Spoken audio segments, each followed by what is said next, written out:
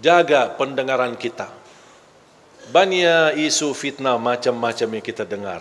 Dari lingkungan, gosip, fitnah. Ada orang membawa berita yang membuat kita sakit hati. Dah usah dengar. Dah usah dengar. Orang mukmin bersikap, kalau berita yang mau didengar itu baik, lanjut. Kalau tidak baik, mohon bilang sama yang membawa berita, diam. Diam loh, saya dah mau dengar. Saya dah mau tahu. Biarpun ada orang membawa fitnah, saya sering didatangin. Ada si kiai ini, si ustaz ini, dia suka mau sebutkan nama antum, menjelekkan antum. Saya bilang diam, saya dah mau tahu. Dan ana ingin kasih tahu supaya kamu berhati-hati. Saya tak perlu berhati-hati sama manusia. Saya berhati-hati sama Allah supaya jangan kena siksa Allah Subhanahu wa taala.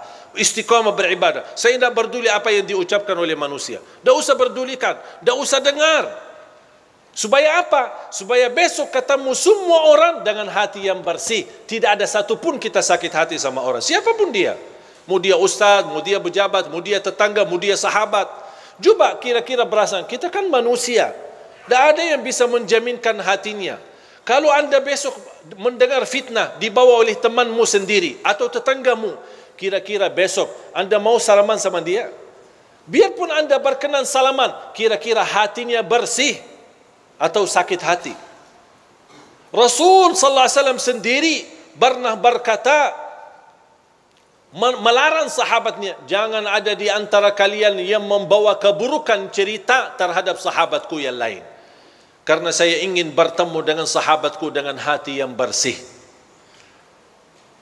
Kalau si fulan membawa berita, besok kita sakit hati, ketemu, ini yang kemarin yang suka enak-enak aja nih, baru kenal aja udah langsung berani fitnahin aku.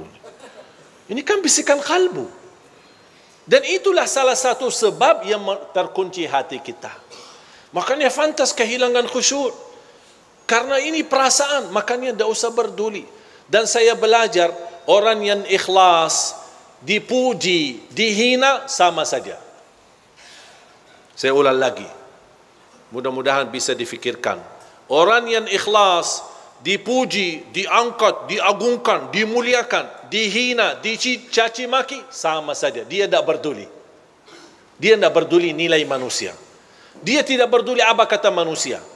Manusia senang, dia tidak peduli. Manusia tidak senang, apalagi dia tidak peduli. Yang dia pedulikan, Allah senang, Allah suka, Allah ridha, Allah mau, sudah selesai. Kalau kita bisa hidup, insya Allah dengan seperti ini, insya Allah kita punya hati nurani, akan baik sama semua orang dan selalu berbaik sangka. Jangan kita selalu bertafsir sendiri. Dua orang duduk di sana, mereka bisik apaan ya? Jangan-jangan aku yang pusing kita. Coba kalau kita berduli apa kata orang, wallahi kita yang pusing, bukan mereka. Coba kalau kita lupakan, kita abaikan.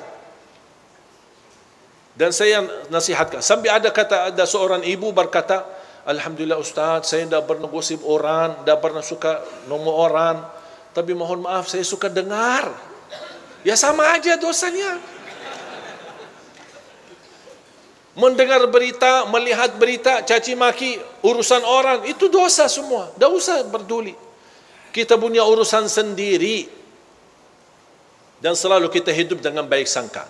Walaupun anda melihat kawanmu yang suka di masjid, tiba-tiba masuk ke tempat maksiat, jangan anda su'uzzan.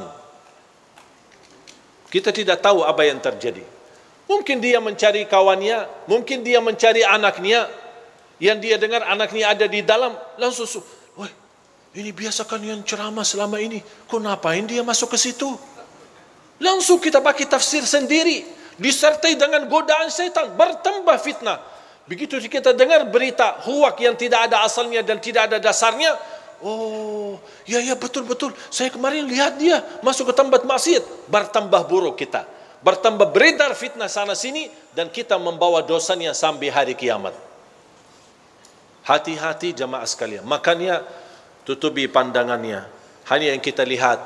tambat kebaikan, tambat masjid, majlis ta'lim, lihat Al-Quran, supaya Allah Subhanahu wa taala selalu membersihkan pandangan kita dari segala hal-hal yang tidak kesengajaan kita lihatnya, insya-Allah terhapus dosanya gara-gara kita sering melihat. Makanya salah satu ulama berkata, kalau saya merasa hati mulai keras dan tertutup, saya berbanyak melihat Al-Quran.